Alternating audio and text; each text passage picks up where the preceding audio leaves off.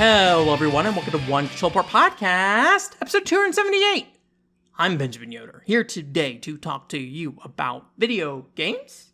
Question mark?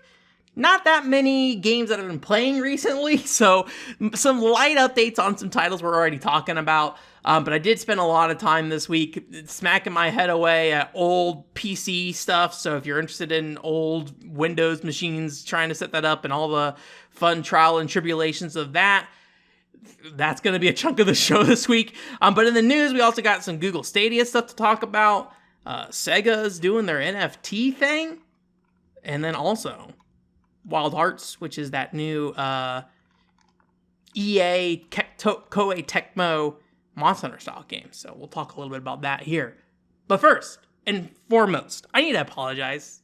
Yet again, I lied to you twice, 2 months in a row. Xenoblade Chronicles 3 video I put out a week earlier than expected.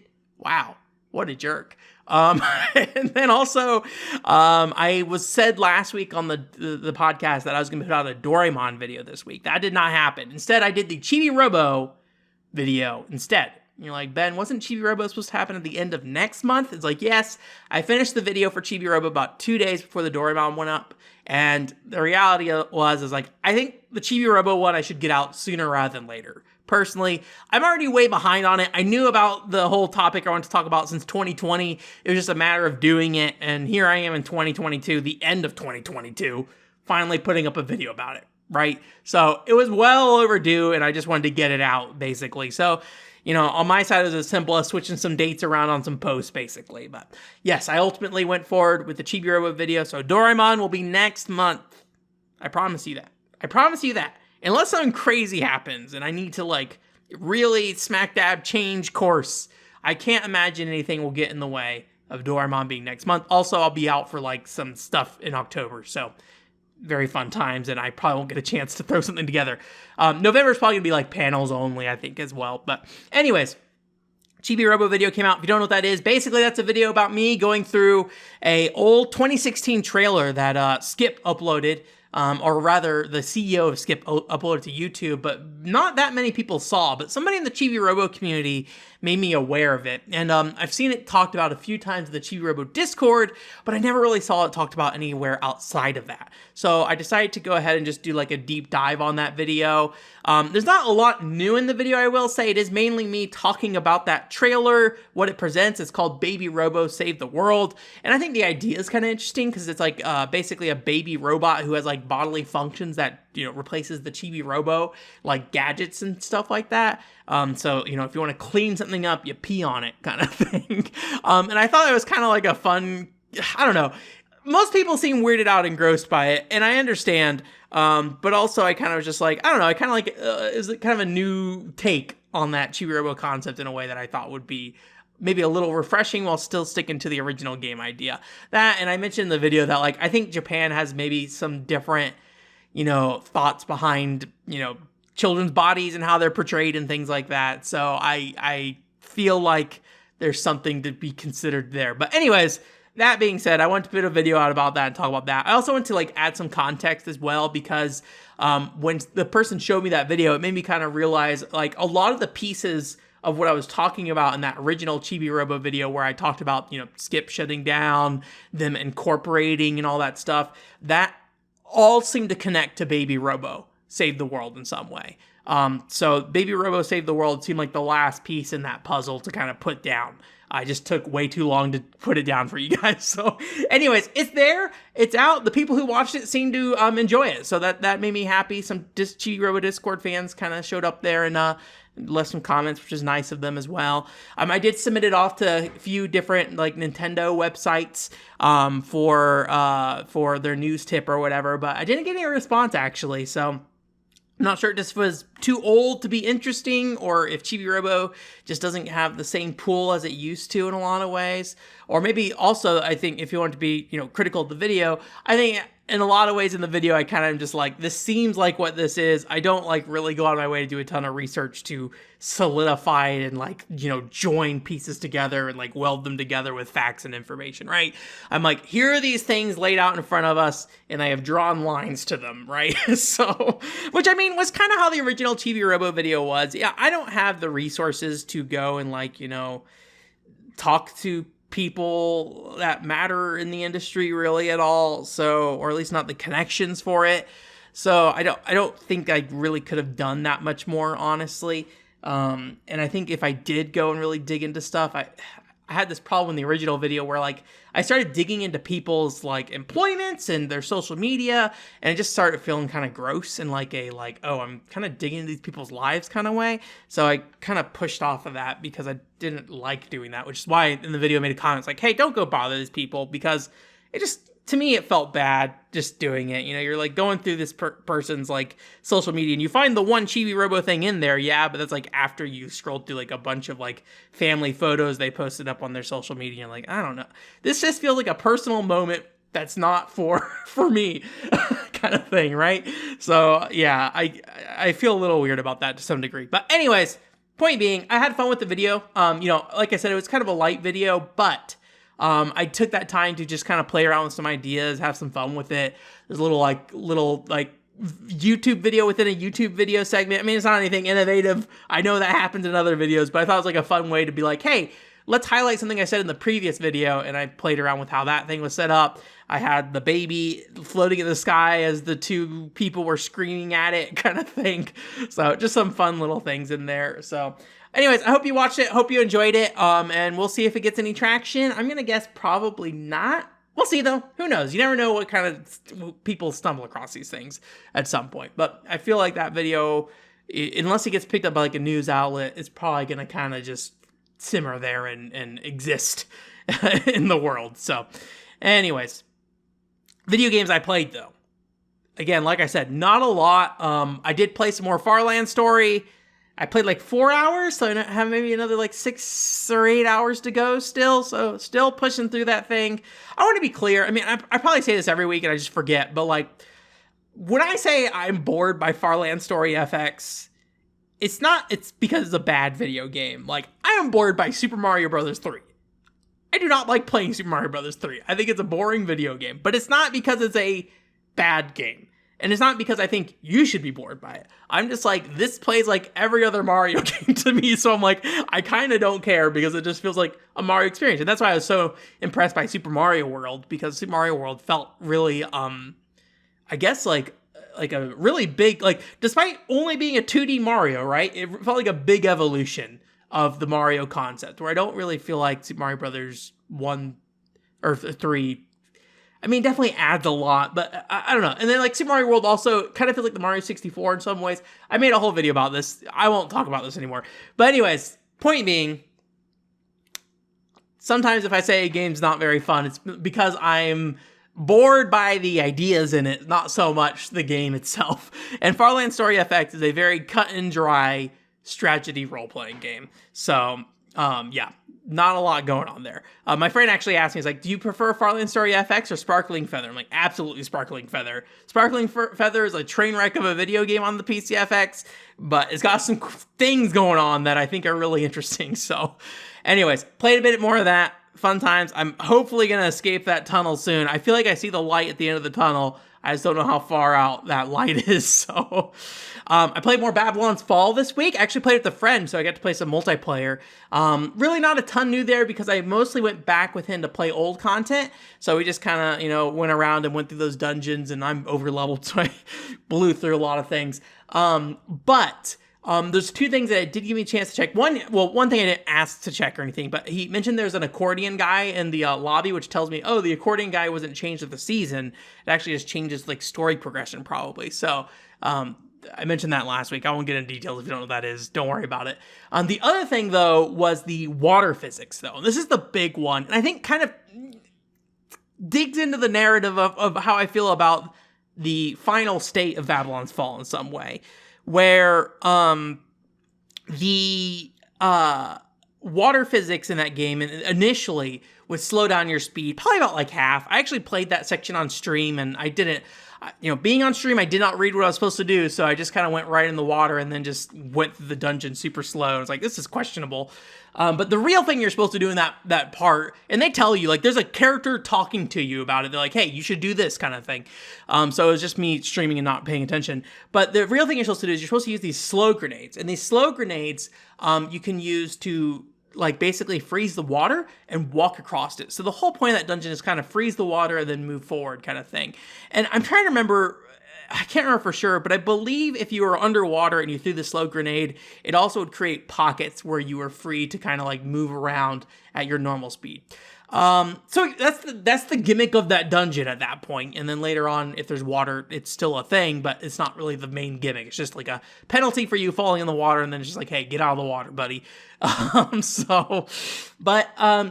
the whole point is like use these slow grenades to kind of get through that. And now they've removed that like physics, the water physics basically, or whatever you would want to call it. And it basically you move at full speed underwater and you can't even feel it. Like it's almost impossible to tell if you're above water or underwater outside of the visual effect basically. So, I think it just kind of rolls into the thing of like, hey, with Babylon's Fall, they were probably just pulling away at any little abrasive piece that anybody mentioned. But I think in doing that, they really started pulling away at, the guts of what made that game in some ways. And I think dungeon variety is an important thing in a type of game like Babylon's Fall. Personally, at least, I know that, if you're grinding that dungeon over and over and over again, it might not be the most ideal way to, have that. Might not be the ideal thing to go through over and over and over again, but like from that first impression, the first time you go through the dungeon, I think that's an important thing to make each of these areas feel unique and interesting. And I think maybe if they had more budget, one way they could have handled it is maybe you got an item later on that basically would negate water. So when you went underwater, maybe you had like a slow field around you that made it so you moved normally, basically, or something like that. But yeah, I think just like ripping it out just kind of makes that part of the game just feel like the beginning of the game. I don't know. It's one of those things that I think it's just tearing away a little too much. I think it's the same thing with like the paintbrush strokes. Like it's not a huge deal, but I think the game definitely benefited from the paintbrush strokes. Although I did go into like the volcano area, and apparently like the lighting effect changes like how textures appear in that game significantly. And so you kind of get a visual effect that feels a little more closer to the original like texture work in some ways. So it's interesting. I'm still enjoying it though, either way, playing through it. So I plan to try to finish that up before the game shuts down, hopefully. So that was it in terms of stuff I've really played. However, this week I went down an adventure. So this is kind of an extension of the ongoing wanting to clean up my house or my apartment and everything. I did fix the whole stream setup a little bit. It's a little iffy still. If you're watching the video version, don't look at my armpit. There's like a weird little graphical glitch going on down there. I don't know what to do about that yet, but we'll find out something.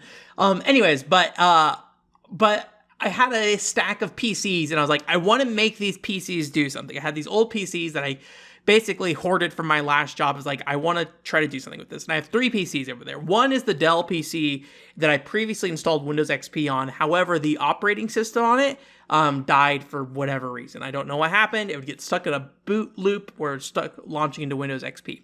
Then I had a Dell laptop that has a broken screen, but I can use the VGA out port. And then I also had an HP, and the HP was missing its video card.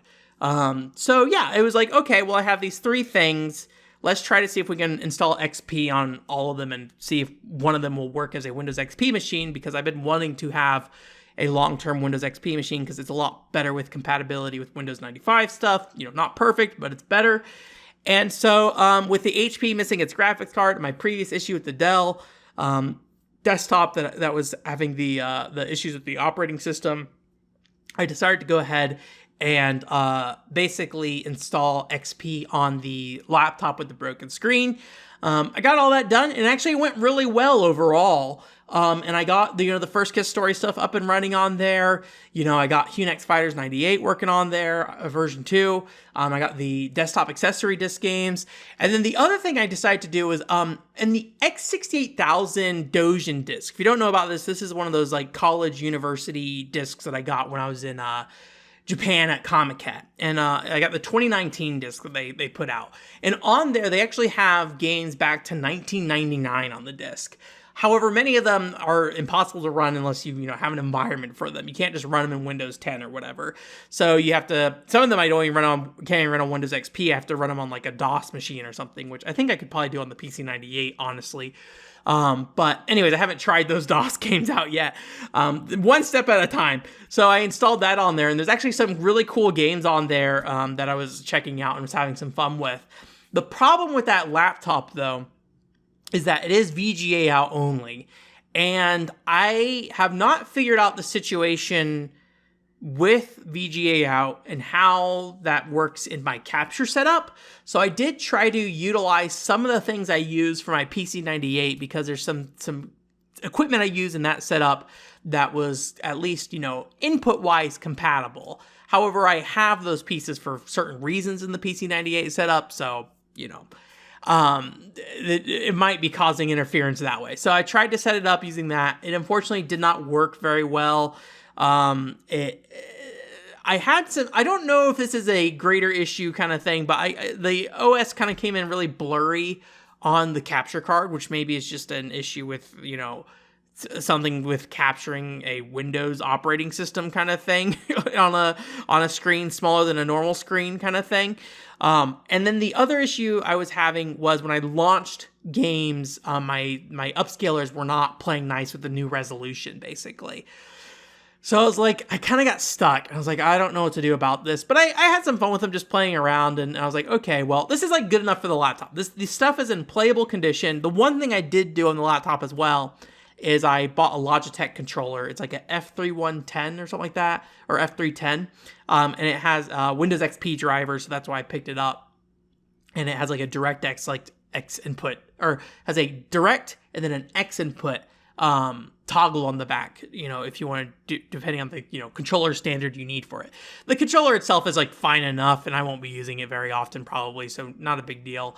And I plugged that in, but when I plugged that in, I noticed Hunex Fighters 98 did not launch anymore, and I was like, why? And then when you unplug the controller, Hunex Fighters 98 will launch. So something's going on there where that game does not like me having that controller at least plugged in ahead of time. The game does support gamepad support, so I don't know.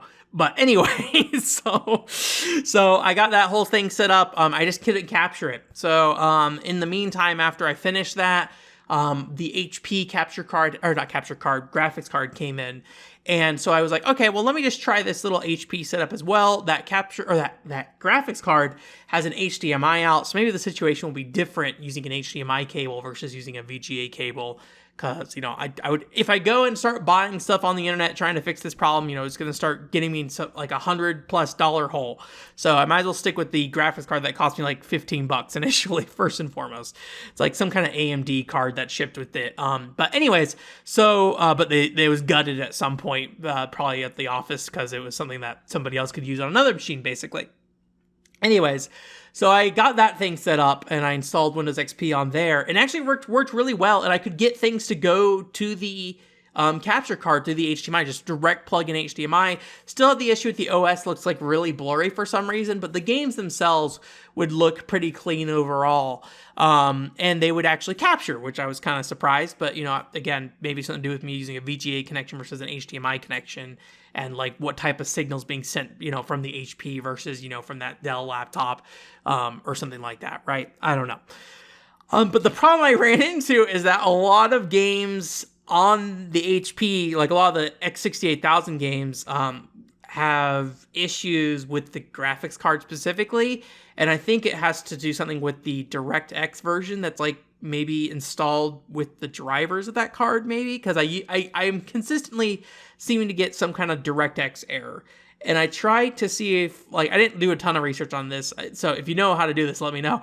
I didn't see if I could roll back DirectX at all. But I didn't go out of my way to install it, so I assumed that it was already installed with the graphics card drivers, maybe. I don't know for sure. If you're like, Ben, you're stupid, it's because I don't know what I'm talking about. But anyway, so I went ahead and installed that I tried installing some older versions of DirectX just to see if that would work, and it didn't fix any of the problems. So I'm in this situation now where like I have one where most things run fine, but I can't capture it because it comes out of the VGA port instead of an HDMI port. And then I have another PC where I have the HDMI port, but most things do not run so fine. so yeah, I'm kind of in this weird in-between spot. So what I'm thinking of what I'm going to do next is, because I never really got to test the Dell very much, and I don't know for sure, but I suspect the issue of the OS kind of rebooting on itself may have been due to me not setting up the hard drive correctly in the first place. So I'm going to try to wipe the HP drive yet again, and just go install that back into the Dell and just see what happens. First, I'm going to see if the HP or if the drive itself, starts having issues, just to make sure it's not a hard drive issue. Because it's the same drive I pulled the same drive out of my Dell. I just reformatted it, or deleted the partitions and reformatted it and all that stuff. But so I was able to so I'm going to do that next. I'm pretty sure. That is my thought process there. But I think what we'll do before I shut down that HP machine or reformat it is, because it is really friendly with output, for now, what I'll plan to do is I think we'll probably save it until maybe this week, honestly. I don't know what the stream plans are for this week because I have family in town for the majority of the week and I'm going to go spend time with them. And I don't really know what that schedule looks like. So I get a feeling that this week I'm just not going to know what the stream time's going to be. But maybe instead of playing Nappletail, we'll just stream some old Dojin games. The ones that work, at least. Because again, I can pretty much do HDMI out, and then if the audio doesn't work, I can just use like the video or the line out on the PC and put it in the microphone port. Not the most graceful solution for audio, but it works well enough, kind of thing. The First Kiss Story mini games also do not run particularly well on the HP either. For some reason, it runs super slow on the HP, so something's going on there. But Hunex Fighters pretty much works pretty well. Again, the same issue with the Logitech card or Logitech gamepad preventing it from launching, though. So I don't really know what the problem is with that. But maybe someday I'll be able to figure it out. I don't even know where to even begin with an issue like that. So yeah, maybe. I don't know. We'll see. Maybe I'll get another cheap controller and see what happens if I try a different controller and see if that plays nicer, and if it's something specifically with that Dell controller, or not Dell, Logitech controller, or something like that. So anyways, Windows XP fun times finished. It's Patreon time. Welcome to the Patreon Corner, where Henry Dagger hangs out right alongside Jillian. They're just sitting there. What are you guys drinking? What are you guys drinking together? Having a good time over there? Well, great. Glad for you, Henry and Jillian. Enjoy your drinks. And then also Discreet and Paul Daniel hanging out over there. What are you guys doing? What do you got? Got paper? Nice paper, man. Okay. Thank you, Patreon people, for contributing to the Patreon. If you did not know, at the Patreon, you can donate, give me, whatever you want to call it, purchase bonus videos. $5 a month will give you access to bonus videos. This week we have a No More Heroes 2 review commentary. So I'm just basically providing some commentary over my old No More Heroes 2 video review that I did for the Speed Gamers back in the day. Yeah, that's what's up this week. And then I had the Kaminazo video that came out last week. So look forward to that. At some point, I got to get the CRT video up on there. I think that might be the next Patreon pass. We'll see. I don't know. I don't remember what's coming up on the Patreon. I've planned some things out in advance. I don't remember if I planned out whatever's after the next Kaminazo video or not. But anyway, so thank you guys again for supporting me. And if you want to support me, $5 bonus for those bonus videos. The other thing you can do on the Patreon is ask a question like Jillian asked, where she asked, hello. She did not say hello. I'm adding that in. Hello, Jillian. Favorite licensed games. I went through my backloggery, and I thought there'd be more games that I've played, at least that I've marked my backloggery. Usually if I beat something, it should be on my backloggery. However, there were not that many, actually. I was kind of surprised. So the big ones, well, one is if the Doraemon video was not within the vicinity of this question, I would talk about Doraemon right here. But I do like Doraemon. I do like the gadget implementations in Doraemon a lot. And I would look forward to playing more Doraemon games because I want to see how each of those games implement gadgets in different ways. I think that's exciting. I think like because those games are licensed games and they kind of sway between different genres, it makes a lot of opportunities for there to be really cool things. So that's something I want to say about Doraemon before I skip over it unceremoniously because I have a video coming up about Doraemon next month. And then the other thing I could only really think of was I do like Sword Art Online Hollow Fragment a lot, but not because I like that game. That's a weird way to put it. I don't think Sword Art Online Hollow Fragment is a good video game, and I don't think what makes it interesting was particularly planned to be that way. Because if you don't know, Hollow Fragment is a combination of the original PSP game and, well, it was the PSP game, but then there's the Vita game, but the Vita game was never sold separately from it, right? So it is essentially, they took the PSP game and stacked on this Vita game on top of it, basically. And it creates this very bizarre situation because they don't require you to play through the PSP game to get to the Vita game. And they don't like ask you at the start, which one you want to do? They both exist side by side. And they use the same mechanics and everything, but the world design is incredibly different. The pacing is incredibly different. The goal of them are very different, but they exist within the same world with each other. And they're both equally as important. And that game is not particularly fun. And it's very Farland story where like at some point 2 hours or 3 hours into playing that game, I'd be like, oh my God, I just need to do something different. And the weird thing about that game was like doing something different was built in. You're like, I'm going to go check out this other story content in other Storyland, the Hollow Fragment world, where the world design is different. And it's like an open world kind of video game thing versus this like really corridorish linear dungeon kind of design. So you kind of like hop back and forth and like, it feels like you're playing two different video games at once, but like you're jumping your character in between them in some weird way.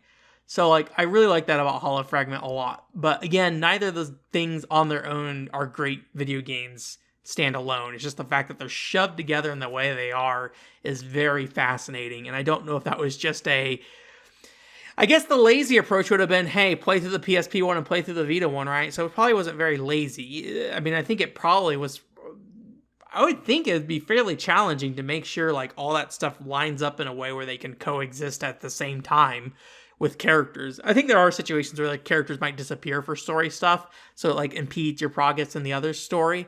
But yeah, I don't know. It's a really fascinating video game, mainly because it is, you know, they are padding the video game with other content. So if you had already played the PSP one and went into the Vita one and just played the Vita one, it might not be that exciting. But the PSP one never got localized. So, you know, if you're in the US at least, it was your first time playing both of those games probably, or at least within, I was going to say within your own language, but that game has a great reputation of being horrendously translated.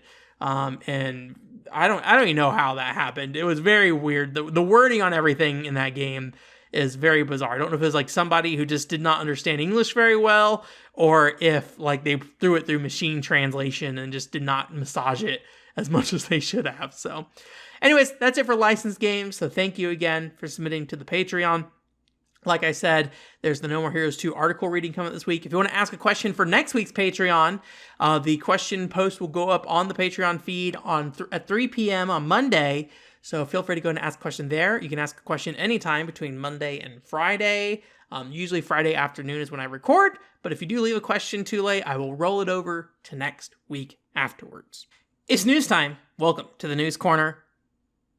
We got some exciting news. I mentioned this in the Tokyo Game Show, but EA was working with Koei Tecmo to make a hunting game, and they finally revealed it. Finally, it's only been like 2 weeks. It's a game called Wild Hearts.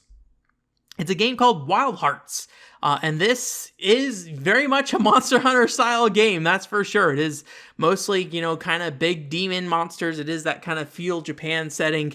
and each character having their giant weapon kind of thing that they go around with, and they smack this giant monster. There's not a lot to say about it at this point. The couple of things that were kind of worth talking about is one is that it does, at least aesthetically, looks pretty close to Tokiden, but one being Field Japan and the other one being Field Japan kind of makes that connection happen. But the kind of big gimmick of this game seems to be that you have like an arm that can like build stuff. And so you can build like giant hammers that like swing down, or you can build bombs, or you can build like little jump pads that let you like parachute around with this like little spinning thing that you can use to kind of jump onto enemies and things like that. So they have not showed that many details yet, but I thought that was like an interesting little gimmick. I'll be curious to see how it's implemented, if it's actually implemented in a fun way, or if it just is like a visual way to basically represent items. But it looked like it at least was a neat little thing. The other big thing is that visually this game looks really nice. It is a current gen only title, so it's PS5, Xbox Series title, and also PC. I think it's like Epic Games Store and EA Origin, I believe. So it looks really cool. It's coming out in February, which is like surprisingly soon. So I'm really excited about that. I probably won't play it near launch or anything like that, but I will be excited to get to it eventually. We're actually probably going to play through Tokiden 1 here in the next year or so. I mean, long-term planning on this stuff. So, when I will actually get to Wild Hearts might be well after the fact. But I'll be curious to see how it turns out, especially since EA is involved, if it's going to end up with any kind of EA's, microtransaction-y kind of stuff, or if it's going to be pretty straightforward and, fit into the Monster Hunter formula of just like, hey, here's the main game, here's the DLC expansion, things like that. They did make a point that they are the first true, like, current-gen hunting title, which is a good point, because Monster Hunter Rise, is a Switch game, but that's obviously kind of a different level of performance versus like a PS5 and an Xbox Series X. So it's interesting to see them trying to get into this space. I feel like it's been a long time since we've seen anyone try to get into this hunting space. So I'm really excited to see somebody trying again. Obviously, I'd prefer things to be a little more unique in terms of like maybe not fitting so closely to like the Tokiden kind of aesthetic at the very least, but at least the gimmicks and things like that seem to be wholly unique overall so far. So very exciting. We're back on the NFT train. SEGA is getting into NFT trades. This is not going to be your weekly NFT podcast, but I felt like it was worth talking about for a couple of reasons.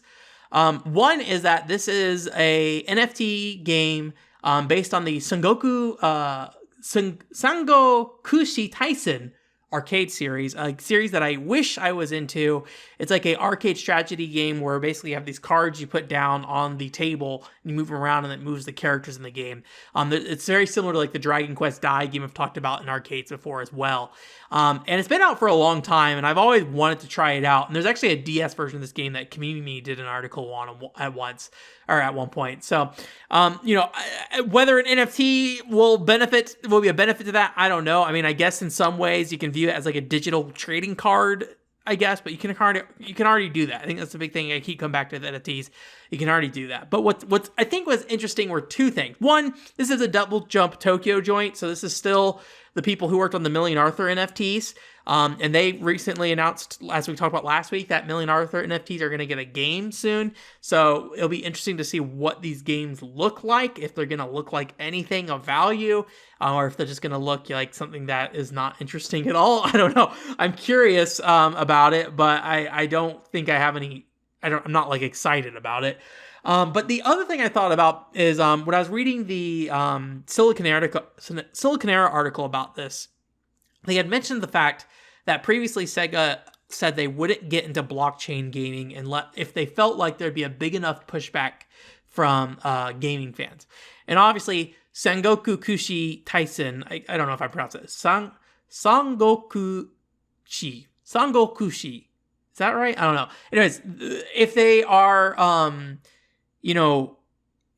using that franchise, obviously the audience is very focused in Japan. And Million Arthur also is a very Japanese focus. I actually tried to buy a Million Arthur NFT once, if you remember that whole story.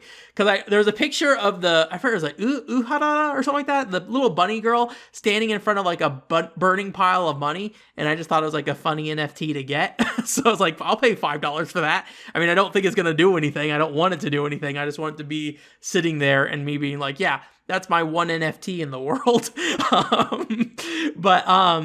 The big thing it made me think about is like, well, if they're talking about like how will players be pushed back, and this is very Japanese focused initiative, it makes me think about, I actually don't know how NFTs and like blockchain in general are received in Japan. Obviously in the West, if you're like on Twitter at least or something like that, right? It's very negatively received, and in the gaming journalism space as well. I don't want to say that's right or wrong or anything like that. I think I've been unimpressed by NFTs so far at the very least. But I'm curious if the Japanese audience feels differently about it. Obviously, I'm not talking about like, the mom and pop on their phone on the train kind of thing. But in the more hardcore spaces, I do remember that like Square Enix CEO at the time, when they were first getting into NFTs, mentioned the fact that they think people into NFT gaming and people into normal gaming will be very different people. So it could be that Sega's just identified that group of people and they are willing to push forward on that group of people since they're not going to push back on it. So maybe the bigger thing would be with Sega is that they don't want to introduce NFTs into mainstream games if they believe there will be pushback or something. So, and I thought it was an interesting scenario, and I am also kind of interested just to see what these end up looking like. But again, I just don't see the value at this time. But I do hope someday I do play Sangokushi Taisen someday, either the arcade version or the DS version.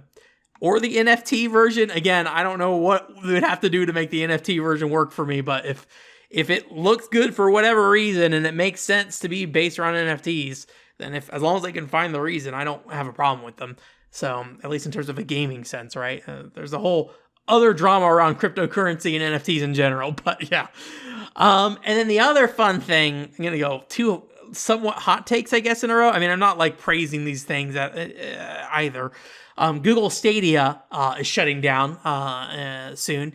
They're actually issuing refunds to basically anybody who bought hardware and software by January 30th. I thought that was pretty cool of Google at the very least. If you don't remember what Google Stadia was, it is basically a streaming service for games. But in my opinion, the implementation of it was kind of iffy. Not so much because of the technology. I used PlayStation Now back in like 2015. I was actually pretty impressed. I played the racing games on there, fighting games. And like, the delay is there for sure. But if you're playing games casually, I think it's like perfectly fine for the most part, right? And I honestly don't think that the people who are playing on consoles and things like that are people who are the target audience, something like Google Stadia. And I feel like that was one of the problems with the marketing is they're like, hey, we're an alternative to a console, when I feel like they shouldn't even have the conversation of a console in the first place. I feel like the people who are going to buy Google Stadia or be interested in Google Stadia are people who would never get a console in the first place. You're starting to dig into that like mobile market in some way. Someone who only plays like games on their phone. And I think the big question you're asking at that point is like, would that person be interested in playing video games on a TV, if it was super easy? And I feel like the only way you can really do that with a service like this is to literally just like ship, cheap TVs that have game controllers with them, and then like a year, 3 months to a year of some gaming service for free. I'd say maybe even a year if you're willing to like eat into your profits that much. And I feel like that would be the only way that you could really launch this project or product and be successful, honestly. So personally, armchair businessman here. But anyways, I just wanted to kind of talk about that a little bit. I think I've mentioned that before of how I think that is like a way streaming services can survive. But the full details about this shutdown are out there if you're interested. I usually wouldn't talk about something like this, but it was something that I had an opinion on. So I thought it was worth kind of mentioning at the very least. And speaking of things getting shut down, here's something that I was only somewhat aware existed, but the fact it's getting shut down is actually kind of spooky to some degree. So Shin Megami Tensei, our good friends at Atlas who do not want you streaming their video games usually, And they're like, you can't stream after the first like 5 hours of the game, or else we will copyright claim your YouTube account. They are shutting down fan servers for something called Shin Megami Tensei Imagine. I think it's called Megami Tensei Imagine Online in Japan or something like that. So, but Imagine is the sub brand of it. And they sued the people who were running those servers. And basically they're saying there's some copyright claim stuff. They reproduced the website and things like that. And it's kind of terrifying to see, because they are like trying to get them to go to court and things like that. And I mean, obviously this is not a new thing per se, but it's one of those things that like Atlus is not going to do anything with Shin Megami Tensei Imagine. They're not going to relaunch that game most likely. And so it's just disappointing to see that this just basically gets shut down just for the sake of like, we got to protect our copyright kind of thing. Obviously that's the thing everybody says, and how whatever, like, oh, we got to protect our property. If we don't protect it, then we open it up for other people to use it kind of thing. So, I understand the logic behind it, but it is just sad to see a server for a game that's being preserved be shut down. Hopefully there ends up being like some kind of underground scene for it. But the less successful this thing is, the worse off it is. And like, I don't even imagine like that this would harm any current Atlus projects in any way. It's not like they're running, well, I guess they're running like a mobile game, right? So maybe that's where you could go, but I just don't feel like somebody's going to go play the Shin Megami Tensei Imagine game over like a mobile game or something like that. So anyways, but yeah, it's like an online SMT game, and I don't know anything about it, to be honest with you, but it is sad to see it go. The one thing in here that I think might be kind of up in the air is that they did claim that the team made money off the game. I don't really know what that means. If that, maybe they're taking like server donations, maybe they literally were running a Patreon to like keep the servers up and they were profiting. I didn't go too deep into the copyright infringement case for that, but yeah, it is just sad to see though. And the last story is, I was going to say somewhat positive of a story, but depending on who you are, you probably aren't happy about this either. Treasure Hunter Sid is coming to Chocobo GP. I don't know if he's going to be a part of a battle pass, but he is in season 4 at the very least. This is the Indiana Jones looking kind of Sid with like blonde hair and a ponytail. I like his design a lot. He has like a little pop gun kind of looking thing that he uses, I believe. So there's another guy coming. I don't remember who he's called. Raphael. There's some other guy named Raphael coming. But anyways, I always like this design for Sid, but I've never played one of the Chocobo Tales games outside of Chocobo GP. So I don't actually know what he looks like, but his design is very cool. So welcome. You will not get me to play that video game again, I will say, Sid. But you made me look at your Twitter feed and be like, yeah, cool. Sid's a cool guy. I hope he's in that video game. Cool. Anyways, that's it for this week. Thanks for coming. In terms of what's coming up, as I mentioned earlier, Patreon video this week. So we have the No More Heroes 2 review commentary if you're on the Patreon. If you're on the normal YouTube, you get the podcast highlight for No More Heroes 3. No More Heroes 3 is launching on other platforms, I believe, this week or at least next week. So, that's why that's all lined up there in that way. And then for the stream this week, it's up in the air at the moment. If I can plan ahead, I will update you. Otherwise, you may just get a stream that shows up as like, hey, I'm showing up in a couple hours and I'm going to play some Windows 98 Dojin games or something like that. And that might be what happens this week. So we'll see. Anyways, thank you guys so much for coming. OneControlBoard.com is the website. Again, you can listen to us on most podcast platforms, or you can watch the video version on YouTube. Please subscribe to us on Patreon to support me. That would be helpful. Also, I will be out this next week. I forgot. So I have to record some kind of filler podcast. So we're going to have a bit of a different podcast next week. Don't know what it's going to be, if it's like going to be a ranking thing or what. So I will figure that out as well. So anyways, hope you guys have a great week. Bye.